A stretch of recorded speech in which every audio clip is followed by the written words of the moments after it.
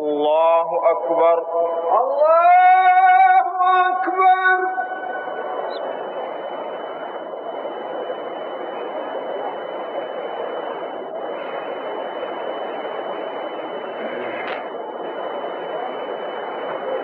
الحمد لله رب العالمين الرحمن الرحيم مالك يوم الدين إياك نعبد وإياك نستعين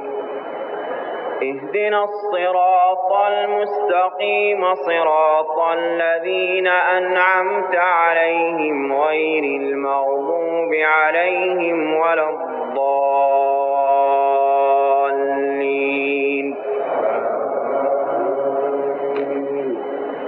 ولقد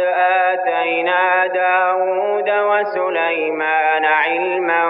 وقال الحمد لله الذي فضلنا على كثير من عباده المؤمنين. وورث سليمان داود وقال يا أيها الناس علمنا منطق الطير وأوتينا من كل شيء إن هذا لهو الفضل المبين. وحشر لسليمان جنوده من الجن والإنس والطير فهم يوزعون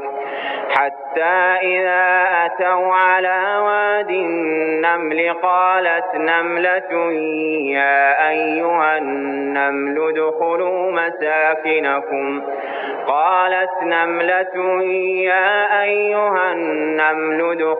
مساكنكم لا يحطمنكم سليمان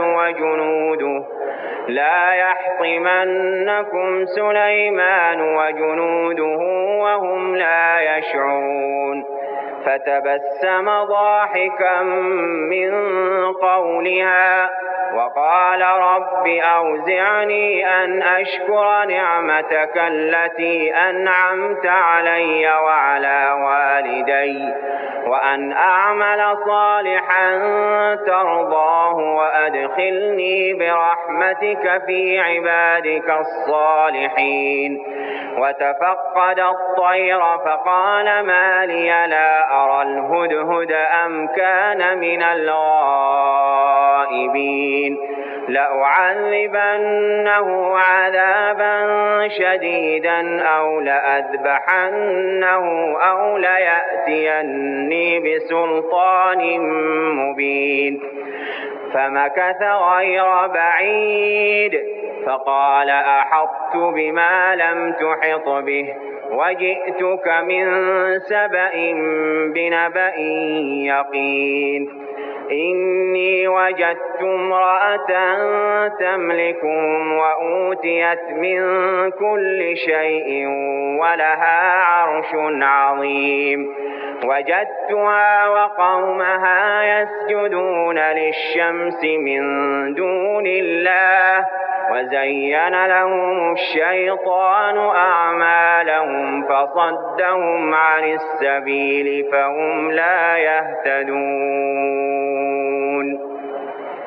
ألا يسجدوا لله الذي يخرج الخبأ في السماوات والأرض ويعلم ما تخفون وما تعلنون. الله لا إله إلا هو رب العرش العظيم. قال سننظر أصدقت أم كنت من الكاذبين. اذهب بكتابي هذا فألقه إليهم ثم تول عنهم فانظر ماذا يرجعون. قالت يا أيها الملأ إني ألقي إلي كتاب كريم إنه من سليمان وإنه بسم الله الرحمن الرحيم ألا تعلوا علي وأتوني مسلمين. قالت يا أيها الملأ أفتوني في أمري ما كنت قاطعة أمرا حتى تشهدون قالوا نحن أولو قوة وأولو بأس شديد والأمر إليك فانظري ماذا تأمرين قالت إن الملوك إذا دخلوا قرية أفسدوها وجعلوا أعزة أهلها أذلة وكذلك يفعلون وإني مرسلة إليهم بهدية فناظرة بما يرجع المرسلون فلما جاء سليمان قال أتمدونني بمال فما آتاني الله خير مما آتاكم بل أنتم بهديتكم تفرحون ارجع إليهم فلنأتينهم بجنود لا قبل لهم بها ولنخرجنهم منها أذلة وهم صاغرون قال يا أيها الملأ أيكم يأتيني بعرشها قبل أن يأتوني مسلمين قال عفريت من الجن أنا آتيك به قبل أن تقوم من مقامك وإني عليه لقوي أمين قال الذي عنده علم من الكتاب أنا آتيك به قبل أن يرتد إليك طرفك فلما رآه مستقرا عنده قال هذا من فضل ربي ليبلوني أأشكر أم أكفر ومن شكر فإنما يشكر لنفسه ومن كفر فإن ربي غني كريم قال نكروا لها عرشها ننظر أتهتدي أم تكون من الذين لا يهتدون فلما جاءت قيل هكذا عرشك قالت كأنه هو وأوتينا العلم من قبلها وكنا مسلمين وصدها ما كانت تعبد من دون الله إنها كانت من قوم كافرين قيل لا دخل الصرح فلما رأته حسبته لجة وكشفت عن ساقيها قال إنه صرح ممرد من قوارير قالت رب إني ظلمت نفسي وأسلمت مع سليمان لله رب العالمين ولقد أرسلنا إلى ثمود أخاهم صالحا أن اعبدوا الله فإذا هم فريقان يختصمون قال يا قوم لم تستعجلون بالسيئة قبل الحسنة لولا تستغفرون الله لعلكم ترحمون قالوا اطيرنا بك وبمن معك قال طائركم عند الله بل أنتم قوم تفتنون وكان في المدينة 9 رهط يفسدون في الأرض ولا يصلحون قالوا تقاسموا بالله لنبيتنه وأهله ثم لنقولن لوليه ما شهدنا ثم لنقولن لوليه ما شهدنا مهلك أهله وإنا لصادقون ومكروا مكرا ومكرنا مكرا وهم لا يشعرون فانظر كيف كان عاقبة مكرهم أنا دمرناهم وقومهم أجمعين فتلك بيوتهم خاوية بما ظلموا إن في ذلك لآية لقوم يعلمون وأنجينا الذين آمنوا وكانوا يتقون ولوطا إذ قال لقومه أتأتون الفاحشة وأنتم تبصرون أئنكم لتأتون الرجال شهوة من دون النساء بل أنتم قوم تجهلون فما كان جواب قومه إلا أن قالوا أخرجوا آل لوط من قريتكم إنهم أناس يتطهرون فأنجيناه وأهله إلا امرأته قدرناها من الغابرين وأمطرنا عليهم مطرا فساء مطر المنذرين قل الحمد لله وسلام على عباده الذين اصطفى الله خير أما يشركون أمن خلق السماوات والأرض وأنزل لكم من السماء ماء فأنبتنا به حدائق ذات بهجة ما كان لكم أن تنبتوا شجرها أإله مع الله بل هم قوم يعدلون أمن جعل الأرض قرارا وجعل خلالها أنهارا وجعل لها رواسي وجعل بين البحرين حاجزا أإله مع الله بل أكثرهم لا يعلمون أمن يجيب المضطر إذا دعاه ويكشف السوء ويجعلكم خلفاء الأرض أإله مع الله قليلا ما تذكرون أمن يهديكم في ظلمات البر والبحر ومن يرسل الرياح بشرا بين يدي رحمته أإله مع الله تعالى الله عما يشركون أمن يبدأ الخلق ثم يعيده ومن يرزقكم من السماء والأرض أإله مع الله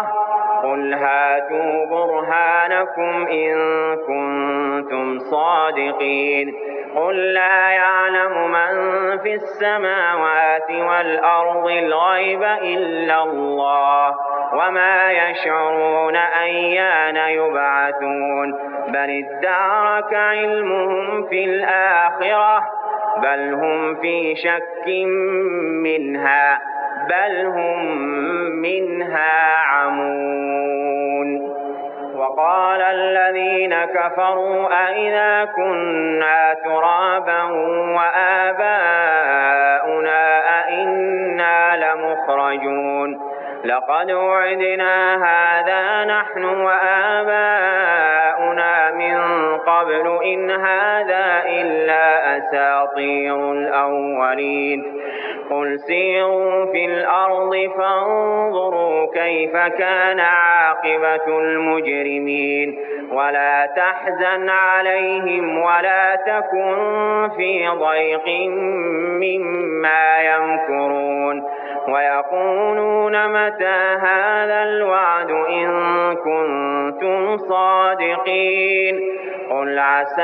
أن يكون ردف لكم بعض الذي تستعجلون وإن ربك لذو فضل على الناس ولكن أكثرهم لا يشكرون وإن ربك ليعلم ما تكن صدورهم وما يعلنون وما من غائبة في السماء والأرض إلا في كتاب مبين إن هذا القرآن يقص على بني إسرائيل أكثر الذي هم فيه يختلفون وإنه لهدى ورحمة للمؤمنين إن ربك يقضي بينهم بحكمه وهو العزيز العليم فتوكل على الله إنك على الحق المبين إنك لا تسمع الموتى ولا تسمع الصم الدعاء إذا ولوا مدبرين وما أنت بهاد العمي عن ضلالتهم إن تسمع إلا من يؤمن بآياتنا فهم مسلمون وإذا وقع القول عليهم أخرجنا لهم دابة من الأرض تكلمهم أن الناس كانوا بآياتنا لا يوقنون ويوم نحشر من كل أمة فوجا ممن يكذب بآياتنا فهم يوزعون حتى إذا جاءوا قال كذبتم بآياتي ولم تحيطوا بها علما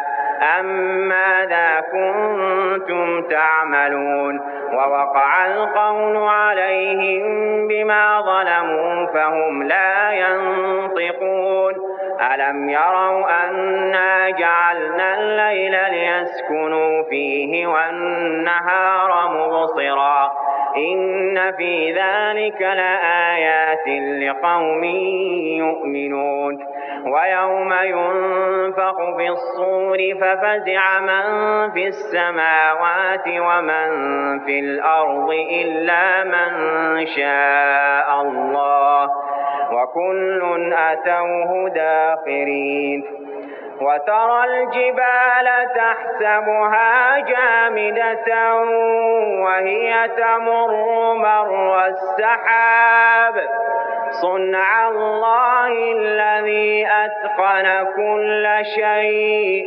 إنه خبير بما تفعلون من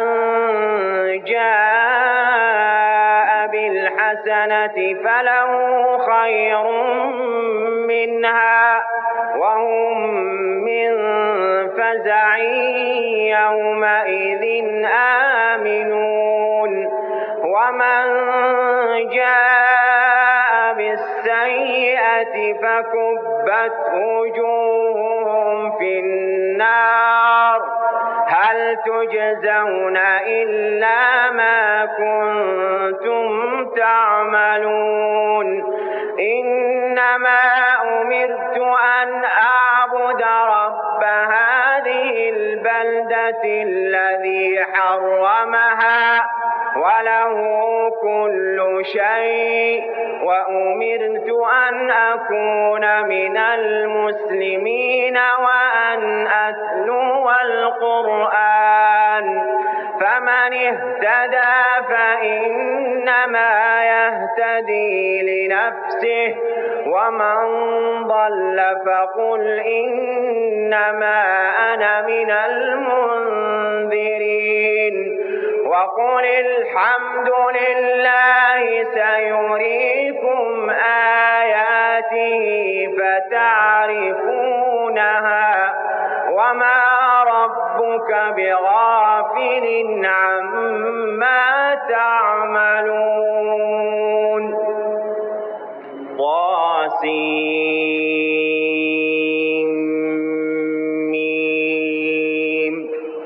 تلك آيات الكتاب المبين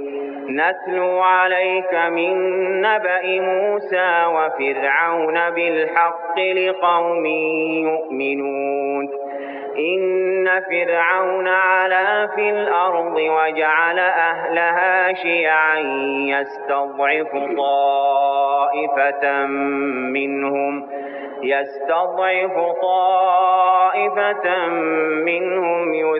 يذبح أبناءهم ويستحيي نساءهم إنه كان من المفسدين ونريد أن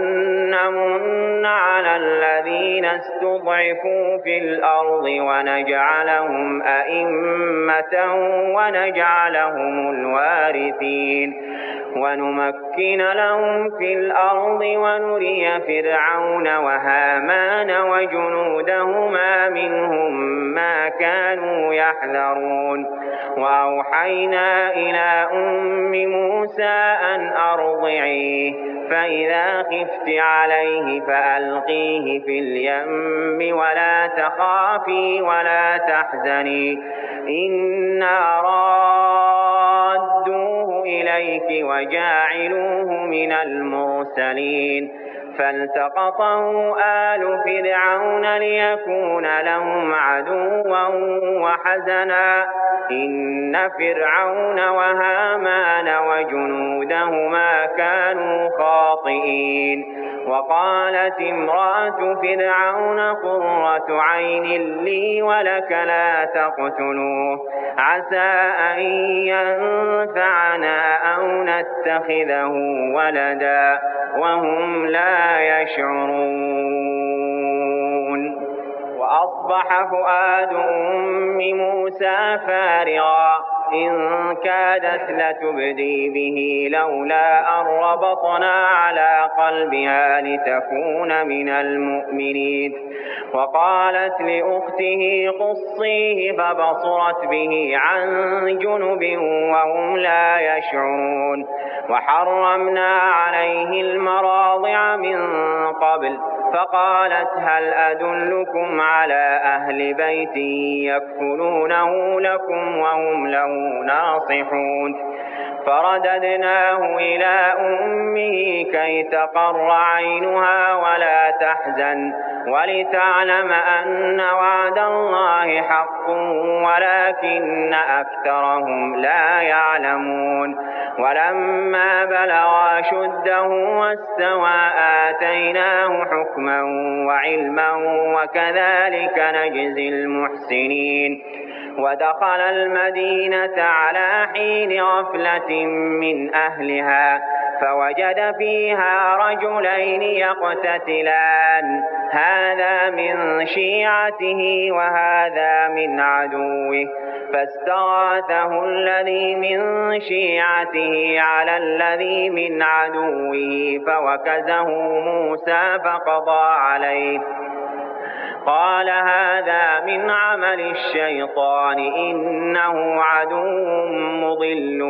مبين قال رب إني ظلمت نفسي فاغفر لي فغفر له إنه هو الغفور الرحيم قال رب بما أنعمت علي فلن أكون ظهيرا للمجرمين فأصبح في المدينة خائفا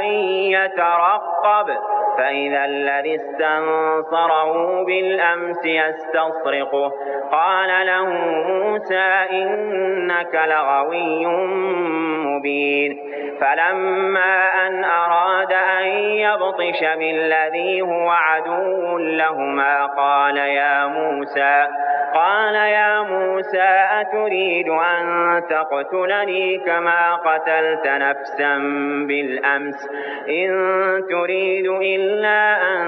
تكون جبارا في الأرض وما تريد أن تكون من المصلحين. وجاء رجل